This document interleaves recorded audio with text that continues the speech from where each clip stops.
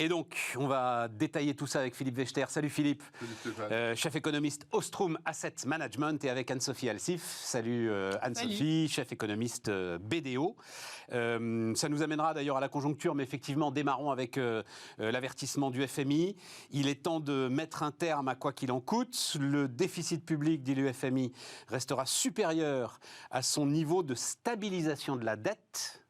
Il y a un petit calcul que vous allez m'expliquer, parce qu'avec l'inflation quand même, voilà, bref. Creusant un différentiel déjà important avec les pays européens comparables. Anne-Sophie, comment est-ce que tu as regardé cette... Alors, on s'y attendait un peu, surtout au niveau des finances publiques, c'est que quand on voit les projections, et même les projections dans le PLF, on est quand même sur alors une stabilisation de la dette, mais un déficit qui reste quand même... PLF, projet de loi de finances. Pardon, le projet de loi de finances. On reste quand même sur un déficit qui reste élevé, mais on est bien sûr au-delà des 3%, on sera à 5% cette année, l'année prochaine, on va rester sur cette tendance. On ne va pas baisser notre stock de dette de manière significative avant au moins 2027. Donc là aussi, on reste sur une tendance de dette assez élevé. Donc c'est vrai que cet avertissement au regard des finances publiques était assez attendu. Même un déficit de 5% avec une inflation à 6%, il continue à creuser la dette ? Bah oui. Oui. Enfin, oui, je ne sais pas si vous voulez... Non, mais... oui, on a une... Enfin, il faudrait faire le calcul. Bah oui, parce que... Mais on a une situation... Non, t'as un PIB en valeur qui va croître... La dette devrait s'améliorer un peu. Bah oui, se stabiliser. En tout cas, pas d'augmentation, mais de stabilisation. Ouais, eux, ils disent ça va creuser. Alors oui, non, ils disent ça creuse le différentiel. Ouais. Oui, ça réduit pas la dette. C'est juste qu'elle va être stabilisée. Voilà, c'est ça. Alors que nos copains, eux, vont faire les efforts. Enfin peut-être. On verra. Donc, nous, après, quand même, sur l'inflation, il faut quand même dire qu'on est quand même toujours en deçà, même dans les prévisions, en deçà des autres pays européens, notamment de l'Allemagne, des Pays-Bas, du Luxembourg. Donc, d'accord, mais on est au-dessus de 5% quand même. Pour le déficit. Non, et pour l'inflation. Pour l'inflation, pour le déficit. En France. Pour l'inflation en France. Pour l'inflation, on est au-dessus des 6, mais on est inférieur aux prévisions en Allemagne, aux Pays-Bas, au Luxembourg. Cette année, l'année prochaine. On reste au-delà de 6. Ok. Non, mais sur les finances publiques, c'est pas la première fois qu'on voit ça du FMI. Moi, j'aime bien regarder le Fiscal Monitor et regarder les projections à l'horizon de 5 ans. Là, c'est 2027 dans le dernier document. Et ça fait un bon moment que, quand on regarde le solde structurel en pourcentage de la croissance potentielle, ça fait un bon moment qu'on ne converge pas. C'est-à-dire qu'on reste sur un déficit qui, dans la durée, est élevé, alors que tout le monde voit son déficit se réduire. Ce qui est normal, quand on regarde sur une période de 5 ans, à un moment donné, les choses doivent s'équilibrer. Il y a pas quand on est au potentiel, tout doit s'équilibrer. C'est pas le cas. Et la remarque qui était faite déjà à l'époque, c'était même avant la pandémie, c'était de dire, en fait, on réduit les recettes, et on a du mal à ajuster les dépenses. On réduit les recettes en baissant les impôts. Exactement. Et ça, il y en a eu beaucoup d'éléments comme ça. On a beaucoup de mal à réduire les dépenses. Et donc, cette question-là n'est pas nouvelle. Ce qui est intéressant, c'est que le FMI, effectivement, mette le doigt dessus aujourd'hui, parce que il est probablement temps d'ajuster le quoi qu'il en coûte, même si le quoi qu'il en coûte était certainement la meilleure stratégie au moment de la pandémie. Là-dessus, moi, j'ai pas d'ambiguïté. Mais après, il faut pouvoir ajuster le tir, et on a un peu de mal à ajuster le tir. Là, ils sont post-pandémie quand même. Oui, là, ils parlent du quoi qu'il en coûte énergétique, j'ai l'impression. Voilà. Juste pour revenir par rapport à ça, sur l'évolution du déficit, avant la crise, on avait une convergence et on avait cet objectif d'être dans les moins de 3%, ce qui n'était pas le cas. C'était la prévision de Bercy. C'était la prévision de Bercy, c'est la prévision de Bercy, mais après, dans ce qui a été acté, on était dans ces chiffres-là et on avait un meilleur déficit que les prévisions qu'on pouvait avoir en Italie ou en Espagne. Donc on ne peut pas dire que tout le monde converge et que nous, on était les seuls à le faire. Non, moi je regarde le FMI. Moi je regarde les projections du FMI. Quand on voit ce qui est effectif et les chiffres de l'INSEE ou de Eurostat, avant la crise, on avait cette convergence aux 3%. Et d'ailleurs, on avait créé énormément d'emplois en 2019, on avait une croissance même potentielle qui était supérieure à nos partenaires européens, donc on était plutôt sur une tendance qui était plutôt positive. Enfin, en tout cas, quand on regarde les données, c'est ça. Et c'est après, en effet, pendant le quoi qu'il en coûte, qui a été en effet plus généreux en Europe, enfin en France par rapport à d'autres pays, qu'on a pu avoir cette divergence sur le déficit, mais même sur le déficit, à partir de 2026, là aussi, on baisse. Donc, on ne reste pas à 5% tout le temps. Pourquoi aussi ? Parce qu'on a une croissance qui va être supérieure, normalement, l'année prochaine à beaucoup d'autres pays européens qui vont être en récession. Ce ne sera pas notre cas. Et aussi parce que cette année, on a eu plus de recettes fiscales. Je peux parler d'une cagnotte, bien sûr, mais un petit peu plus de recettes fiscales qui étaient prévues. Donc là aussi, dans le PLF, on peut voir... Sauf que Anne-Sophie, c'est super intéressant ce que tu dis. Parce que moi, je résume ça à chasser le naturel, il revient au galop. C'est-à-dire que la France a fait un effort de dingue pendant 2 ans. On va essayer de se ramener vers les 3%. Et avant la crise, ça fonctionnait. Oui, ça fonctionnait, mais à quel prix ? Et dès qu'il y a un moment, une fenêtre de tir qui s'ouvre, on peut à nouveau faire n'importe quoi. Tout le monde a fait ça, et c'est pas toujours le même. Tout le monde l'a fait. Donc, mais on fait pas dire, les États-Unis, fait encore plus n'importe quoi que les autres. Ils ont fait des plans de relance qui sont 3 fois supérieurs à ce qu'on a eu en Europe. En Chine aussi, ils ont fait des plans de relance partout en Europe. Donc, on ne peut pas dire on a fait absolument n'importe quoi alors que les autres, non. C'est pas vrai, en tout cas, dans les chiffres. Sur la France, depuis les années 70, quand on regarde les projections à 5 ans faites par Bercy, on termine toujours à l'équilibre. Et c'est vrai que quand on se projette, c'est toujours très joli. On n'y arrive jamais. Mais là, exactement. Là, les chiffres de 2018-2019, on les a. C'est pas des projections, c'est des effectifs. Tu sais, c'est quoi ? C'est le truc pluriannuel, là, c'est la LOLF, la loi organique de loi de finances, le truc pluriannuel qu'on n'arrive pas... Voilà, les projections pluriannuelles. Et les premières de Macron, donc après son élection... La première ou la seconde ? La première, après la première élection, il y avait le zéro. C'est-à-dire qu'ils avaient programmé, et je me souviens, j'en avais fait des gorges chaudes, et on m'y reprendra plus. Et d'ailleurs, un certain nombre d'économistes, peut-être Philippe, je t'avais invité à cette occasion, m'avait dit, vous savez, vous prenez vos désirs pour des réalités. Et donc, il y avait le zéro là, écrit. C'est en projection. Là, on peut regarder, maintenant qu'on est en 2022, les chiffres effectifs, parce que ça, on les a. Donc, quand tu parles du déficit et de la croissance, en disant tout le monde converge, sauf nous, nous sommes catastrophiques en termes de... Moi, tu le dis, c'est le FMI, Anne-Sophie. Ah non. Me tape pas. Je tiens quand même à... Et on sait aussi pourquoi le FMI. Qu'est-ce qui se passe ? Et derrière, il faut aussi voir la lecture politique. Alors vas-y, ça m'intéresse. C'est que derrière, en effet, on a fait donc ce quoi qu'il en coûte qui était en effet plus généreux. On a donc mieux résisté que les autres. Ça, tu es quand même d'accord en termes de pertes. On a quand même mieux résisté, mais ça nous a coûté plus cher. On est tout à fait d'accord. Et donc aujourd'hui, ce qu'attend le FMI comme la Commission européenne, c'est des réformes majeures sur l'assurance chômage et la réforme des retraites. Comme en effet, pour des raisons politiques qu'on connaît à l'Assemblée, ça va être plus difficile au niveau de la réforme des retraites. Là, l'assurance chômage, on essaie, mais en tout cas, c'est peut-être pas forcément ce qui était voulu à l'initial si le gouvernement avait la majorité. Eh bien, il y a l'idée, attention, comme les réformes sont sûrement moins importantes que prévues, faites attention à votre déficit public et à vos cheminements de dette, parce que vous aurez peut-être des difficultés, vu que vos réformes, en termes de finances publiques, le seront moins. En termes de soutenabilité de votre dette à moyen long terme. Donc, on voit que derrière, le message est là, puisque quand on regarde vraiment les chiffres effectifs à court terme, et on peut aussi regarder par rapport aux autres, je suis assez étonnée qu'on parle de ça, mais on peut aussi parler de l'Allemagne et de la situation, notamment l'année prochaine. On va y aller, Anne-Sophie. Voilà. Si on commence à faire de la comparaison, on peut aller là-dessus. Donc, il faut quand même remettre les chiffres au cœur et remettre aussi les projections du FMI. Je rappelle que pendant la crise quand même de 2020, le FMI prévoyait une récession à plus de 10% au niveau mondial, ce qui n'a pas du tout été le cas. Donc, il y a aussi un prisme parfois sur l'Europe où on peut s'interroger quand on regarde les crises sur les dernières années, sur les prévisions européennes. Je ne sais pas ce que tu en penses au niveau des chiffres. Il faut qu'ils t'emmènent dans les sommets internationaux. Je vais au sommet Banque mondiale. Non, mais il faut que tu ailles défendre le modèle français comme ça, pas avec le modèle cette français, passion. Mais pas cette tu passion. peux le faire en anglais, en allemand, toujours, en espagnol aussi. Mais juste un petit peu relativiser et d'arrêter d'être toujours avec on en a discuté. Je te donne la parole, mais on en a discuté 10 fois avec Anne-Sophie. Un bon jardinier, c'est pas celui qui s'est arrosé, quoi.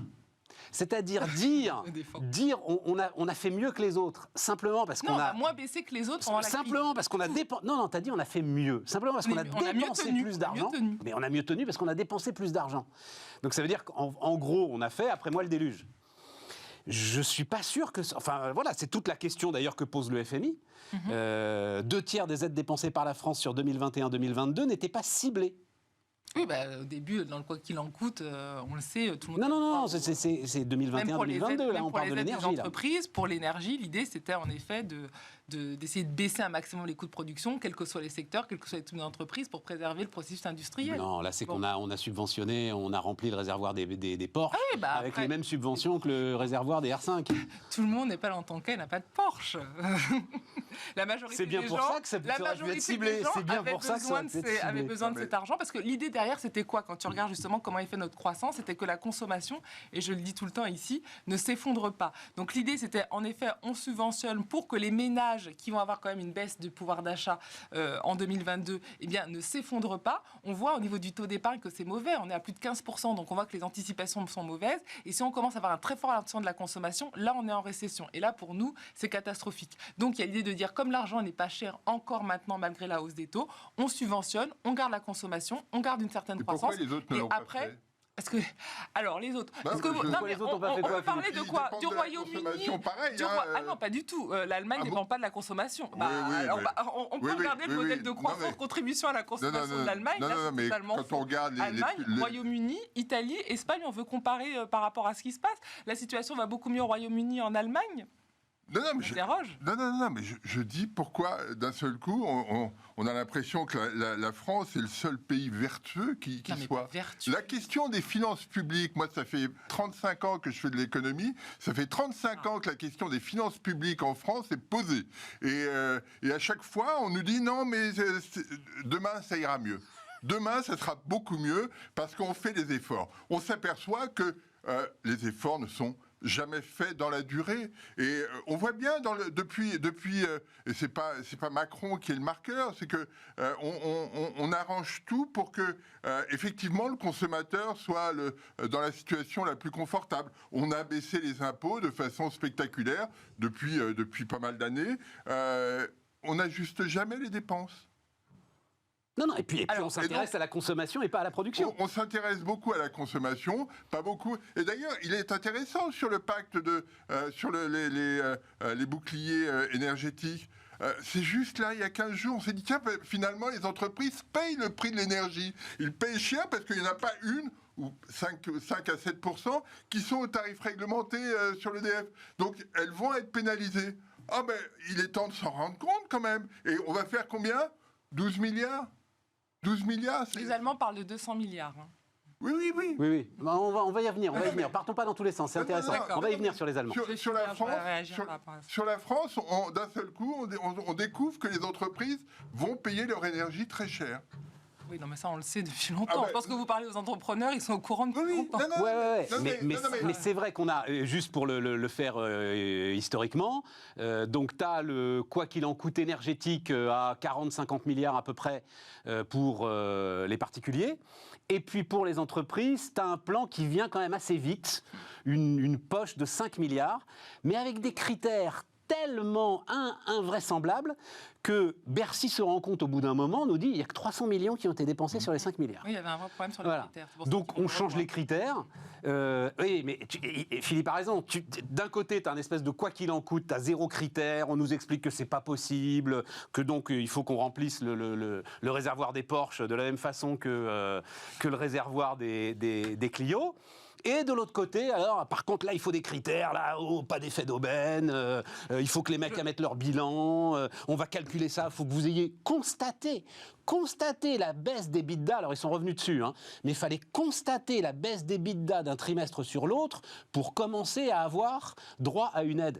Mais il est trop tard, mon Dieu, la boîte qui n'a pas de trésor, c'est trop tard. Là, quand même, si encore une fois, on revient aux chiffres et ce qui s'est passé devant la crise, moi, ça n'est pas depuis 35 ans, et je ne peux pas le dire ça que je travaille, ça fait moins de temps, mais c'est pas grave, j'essaie quand même... Une dizaine d'années à peine. Voilà, d'avoir des chiffres et d'avoir des choses qui soient robustes. Qu'est-ce qu'on voit? On a quand même la crise de 2008 qui est quand même passée par là. Au niveau des finances publiques et des dépenses, là, en effet, depuis que je commence à travailler, on ne cesse de parler de ça. La France dépense trop, on baisse pas les dépenses publiques, il y a trop de fonctionnaires. Il y a trop de fonctionnaires. On a ce discours depuis, en effet, des décennies, etc. Il y a quand même des choses qui arrivent et qui se passent, qui font que peut-être le tout, il faut baisser les dépenses, il faut quand même le revoir par rapport à tout ce qui se passe. La crise de l'énergie, les problèmes de guerre, les problèmes du protectionnisme. Donc c'est quoi la finalité? C'est baisser massivement les dépenses publiques comme on l'a fait en 2008. En 2008, c'est ce qu'on a fait.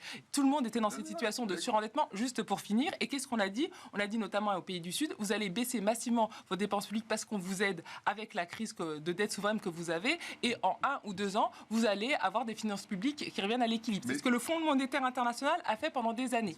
Et qu'est-ce qu'on voit dans les conséquences économiques, puisque c'est ça le but. Le but, c'est quand même normalement le bien-être des populations. Enfin, c'est quand même normalement ça la finalité de l'économie. En effet, on a des fortes baisses de dépenses publiques sur des périodes très courtes, mais c'est récessionniste. Et on voit après la crise de 2008-2010, c'est exactement ce qu'ont fait tous les gouvernements européens et aux États-Unis avec les conséquences de récession qu'on a connues. Donc c'est pour ça que cette fois-ci, toutes les perspectives de baisse des dépenses publiques, elles sont sur 5-10 ans. Elles ne sont pas sur 1 ou 2 ans. Parce que si vous êtes en récession, vous pouvez faire ce que vous voulez à vos dépenses publiques, vous pouvez les baisser. C'est récessionniste. Donc le but, c'est plutôt d'utiliser les bonnes situations de financement que la France a encore. Ça peut se dégrader, etc., mais que l'on a encore pour justement essayer de garder de la consommation et de la croissance. Et pour, avec cette croissance, quand on a des surplus, progressivement se désendetter et progressivement avoir une tendance à la baisse des dépenses publiques. Là encore, ce fameux FMI que tu On va laisser répondre Philippe quand même à un moment. Juste pour finir, c'est exactement ce qu'il a préconisé après la crise Covid dans la mise en place des plans d'assainissement budgétaire. Philippe, alors juste, on parlera d'immobilier tout à l'heure, mais je signale à nos chers auditeurs téléspectateurs que les travaux qui nous avaient un petit peu abandonnés pendant quelques jours sont en train de revenir. Donc voilà, ils vont agrémenter notre débat. Vas-y, continue Philippe. Je trouve ça très beau. Moi, je suis un vieux keynésien de date. C'est ça. J'ai pas de problème avec le déficit public, j'ai pas de problème avec la dette publique. J'ai aucun souci là-dessus. Simplement, ce qu'on observe, c'est que il faut parfois arbitrer. Et quel que soit l'état de la nature, qu'on soit dans des bons états de la nature ou des mauvais états de la nature, on n'a jamais d'ajustement des dépenses. Exactement. C'est ça le souci. C'est pas de dire il faut réduire les dépenses. Et j'ai écrit plein de trucs sur ce qui s'est passé en 2011-2012. Et j'ai aucun souci là-dessus, sur le caractère récessif des ajustements budgétaires. Des ajustements budgétaires. J'ai aucun problème là-dessus. Sauf que quand ça va mieux, on ne fait pas. Quand ça va mieux, on a plutôt tendance, et c'est ce qu'on a fait avant la pandémie, on a tendance à réduire les impôts sans toucher aux dépenses. Et ce phénomène-là est un phénomène structurel qui ne se résorbe pas. Et la France est embourbée dans ce genre de choses depuis une dizaine d'années. Et c'est tout. Alors, quand la situation est bonne, tant mieux. On voit des chiffres de finances publiques qui sont un peu meilleurs. Mais j'ajoute un truc quand même important, c'est l'efficacité de cette dépense publique. C'est-à-dire, on est toujours là, et là, enfin, je parle évidemment sous votre contrôle. Il y a toujours ce problème dans l'aspect récessif, qui est un aspect récessif statistique, c'est-à-dire la convention, c'est le secteur public vaut ce qu'il coûte. Et donc, dans le calcul du PIB, qui sert encore de référence de base, si tu rajoutes de la dépense publique, peu importe à quoi elle sert, alors tu vas avoir effectivement une croissance qui va statistiquement s'améliorer. Le problème, c'est que l'efficacité de cette dépense publique n'est jamais évaluée. Et donc, moi, le truc qui est insupportable, en fait, mais vraiment au sens propre dans notre pays, c'est cette masse de dépenses publiques qu'on peut tout à fait défendre. Moi, j'entends Philippe, et Philippe, il m'a tellement appris, il n'y a aucun problème. Mais pas avec des hôpitaux à l'agonie et mis par terre par une épidémie de bronchiolite, pas avec un système judiciaire qui ne sait plus où donner de la tête, pas avec l'ensemble des systèmes régaliens et des services publics, avec des écoles dans lesquelles il pleut, quoi. Tu vois, c'est là où il y a un sujet, Anne-Sophie. Voilà. Et c'est là où tu as beaucoup de mal, en fait, à défendre en France le propos qui est le tien, c'est-à-dire une sorte de dépense publique qui, par essence, serait bonne pour la croissance et bonne pour construire l'avenir du pays. Alors, si je peux me permettre de sûr. répondre et nuancer toujours le propos qui est peut-être toujours un petit peu extrême de l'autre côté. Ah non, je n'ai pas dit qu'il fallait absolument faire tout de dépenses publiques, il y a toujours une bonne gestion, etc. Dans cette part des dépenses publiques, il y a quand même plusieurs choses. Tout le discours, on a en effet les taux de prélèvement obligatoires les plus élevés. On paie exactement énormément d'impôts. C'est parce qu'on a eu ce discours pendant des années que justement, en effet, l'arbitrage se fait toujours dans la baisse des recettes et la baisse des impôts pour redonner du pouvoir d'achat. Ça, c'est tout à fait acté. La question est de dire, ah ben voilà, comme on a moins de recettes, il faut essayer de compenser les dépenses publiques. Pareil. Par rapport à ces dépenses publiques, sur l'efficacité, il y a énormément de rapports, que ce soit la Cour des comptes, de France Stratégie, qui évaluent les dépenses publiques. Donc, je ne suis pas d'accord pour dire qu'il n'y a rien en France qui évalue les dépenses publiques. Si, il y a des choses. Après, tu peux dire que c'est contestable, c'est pas bien, etc. Mais il y a des choses qui existent. Et quand tu regardes ces évaluations, qu'est-ce qu'on voit ? On voit que sur l'efficacité, le millefeuille, il y a des choses à faire. Ça, on ne le dit pas pour 10 à 15%. Mais le gros, si tu veux vraiment baisser les dépenses publiques de manière significative... Je ne veux pas les baisser, je veux qu'elles soient efficaces. Avoir une baisse de 10 points... Je veux avoir des hôpitaux qui fonctionnent, je veux avoir des profs heureux... C'est les retraites et c'est la protection sociale. Donc c'est le dur. Donc d'un côté, si tu veux vraiment avoir cet impact sur les dépenses publiques, c'est vraiment s'attaquer à ça. Et donc on sait ce que ça veut dire après politiquement, mais là c'est un choix. Et de l'autre côté, l'efficacité, bien sûr, ça joue, mais ça joue à la marge si tu veux vraiment avoir une forte baisse. Donc ça, il faut quand même le dire. Dans un contexte, on demande toujours beaucoup plus de protection, tu l'as dit, dans la justice, beaucoup plus d'hôpitaux, beaucoup plus de sécurité. Je suis pas d'accord, Anne-Sophie, ça joue pas. Non, je suis. Mais non, c'est pas possible. Si tu prends l'éducation nationale, si tu constates que tu n'as que 850 000 profs face aux élèves sur un back-office de 3 millions de personnes, je suis désolé, tu n'as pas besoin d'aller chambouler la sécurité sociale pour donner de l'efficacité et donc redonner du salaire à l'ensemble de ceux qui sont au contact des profs. C'est pas vrai. Ça, c'est vrai, mais... Quand tu parles de la baisse des dépenses publiques dans son ensemble pour être au niveau européen, si tu veux vraiment t'y attaquer de manière significative et que la pente des dépenses suive celle des recettes, c'est vraiment aux retraites et à la protection sociale qu'il faut t'attaquer. Ça, je suis tout à fait d'accord. Il y a beaucoup d'efforts à faire pour justement numériser, accroître l'efficacité également dans l'hôpital, on l'a dit, avoir plus d'infirmières, etc. Que je connais moins. Il n'y a pas de débat là-dessus, tout à fait. Mais en termes de pourcentage, cette efficacité en plus sera à la marge. Le gros, ça reste les retraites et la protection sociale. Et ça, c'est un débat, à mon sens, de société politique qui va pas se trancher là juste en augmentant l'efficacité des dépenses publiques. On a de la marge, mais c'est pas ça qui réglera l'écart qu'on a avec nos voisins européens. Non, mais la question, et ça, on le sait dans les rapports. La question, quand même, c'est que je ne connais personne qui me dise que tout fonctionne de façon efficace. Mais c'est ce qu'on dit. Juste un point. Mais dans d'autres pays où les taux de dépenses sont plus réduits, on n'a pas l'impression que les gens aillent moins bien non plus. Donc on a le sentiment... Je crois qu'on est d'accord là-dessus, Philippe. On est tous d'accord là-dessus. Oui, mais c'est... l'efficacité de la machine d'État, enfin de la machine publique, voilà, qui pose un problème. L'amélioration, il n'y a pas de débat là-dessus. Mais je ne crois pas que ce soit à la marge, Anne-Sophie, contrairement à ce que tu penses. C'est pas la marge. En termes budgétaires, je pense. Oui. On veut vraiment aller dans le dur, c'est pas là où... Mais on ne veut pas aller dans le dur, on veut que ce soit efficace. Et on veut, encore une fois... Donc pas forcément une baisse massive des dépenses publiques. Mais non. Notamment sur l'école, si tu veux, vraiment, j'ai regardé le sujet de très près.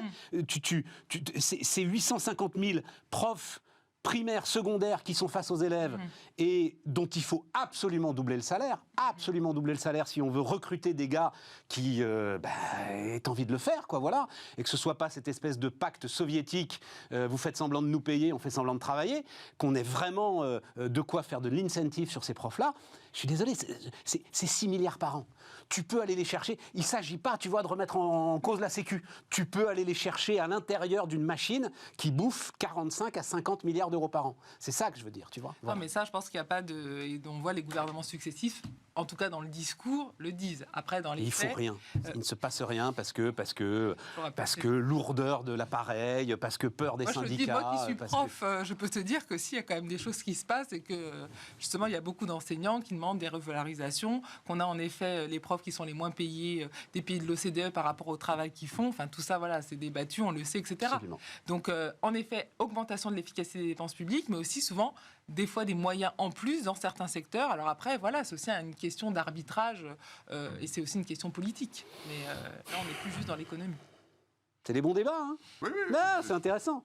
Et donc le FMI, effectivement, non mais alors le FMI, il est marrant parce que effectivement, il dit ce que tu dis, c'est-à-dire faut y aller sur l'assurance chômage, faut y aller sur les retraites. On en dira quelques mots, mais on en parle évidemment très régulièrement. Mais derrière, j'entends le FMI qui me dit faut arrêter les baisses d'impôts. C'est quand même, le FMI marche sur la tête là, c'est-à-dire revenir sur la suppression de la CVAE, ça je suis très surpris. Donc la cotisation valeur ajoutée, voilà. Bon, je sais pas, vous avez un commentaire là-dessus? Enfin, oui, il faut pas baisser les impôts de production, parce que c'est ça, CVAE, c'est baisse des impôts de production. Passer en revue les niches fiscales, dont le crédit d'impôt recherche.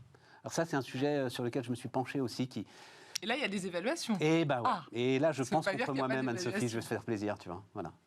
Oui, parce que la grande idée sur le crédit d'impôt recherche, que là encore, moi aussi, j'ai professé, surtout ne pas y toucher. Voilà. C'est magnifique, c'est un très bel outil, il ne faut pas y toucher, stabilité fiscale, ça attire les centres de recherche, Résultat des courses, en fait, tu as quand même 26 grands groupes qui reçoivent 2 des 7 milliards du coût annuel de. On peut parler de la PAC aussi, la politique agricole commune. Attends, reste là. Non, reste sur là-dessus. Or, l'efficacité de la recherche, et ça c'est démontré, est beaucoup moins forte dans des grands groupes bien plus dilués que dans des petites entreprises. Et le sujet que j'ai découvert un peu tard, j'avoue, c'est qu'en fait, il n'y a aucun plafonnement, et on est les seuls au monde à avoir ça, aucun plafonnement sur le niveau de dépenses éligibles. Et j'ai lu un récent papier qui expliquait qu'un plafond de 20 millions d'euros par an permettrait de radicalement limiter la dépense, en gros de la diviser par 2, sans aucun préjudice pour les PME et les ETI, qui ne demandent jamais, en fait, au-dessus de ce plafond de 20 millions d'euros par an, et qui sont bien plus efficaces dans derrière ce qu'elles font de cet argent et la recherche. Et voilà, et ça impacterait quelques grands groupes. Oui, bah, ils ont les moyens de s'en remettre. Voilà. Et là, je dois avouer qu'effectivement, il y a un sujet. Et je suis assez d'accord avec le FMI là-dessus. Voilà. Je sais pas si. Oui, moi, je me suis toujours interrogé sur l'efficacité du crédit impôt. Ben voilà. Et en fait, tout est dans le plafond. Parce que moi, j'ai eu des gens qui venaient me voir en me disant qu'est-ce qu'on pourrait mettre dans le crédit impôt recherche. Oui, ça, on connaît.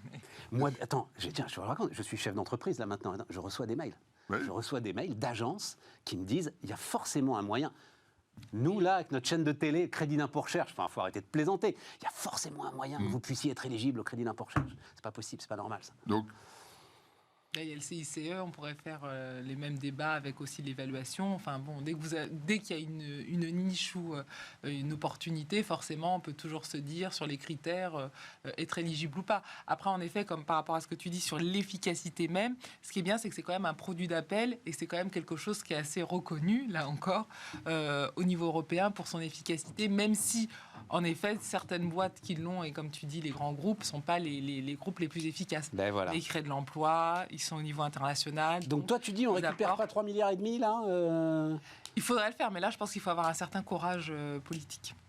la question aussi associée à ça, c'est que depuis que c'est mis en place, la dynamique de productivité de l'économie française n'a pas changé d'allure. Et voilà.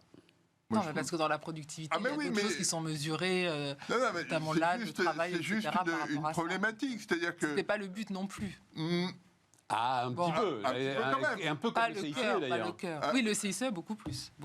Un petit peu quand même, parce que l'idée, c'est de faire le lien entre l'innovation et la productivité, et de se dire, voilà, on se donne les moyens de générer de la productivité dans le futur. C'est pas ce qu'on voit. Donc, il y a quelque chose qui bloque sur ces plans-là. Et la question est de savoir si, effectivement, c'est aussi efficace qu'on a envie de l'imaginer. Techniquement, c'est très bien. Dans les faits, moi, je suis assez sceptique sur l'efficacité de la procédure. Bien. On va marquer une petite pause, hein ? On marque une pause. On va marquer une petite pause. On va dire un mot des retraites, de la réforme de l'assurance chômage, parce que là, pour le coup, ça avance. Ouais. On se retrouve dans un instant.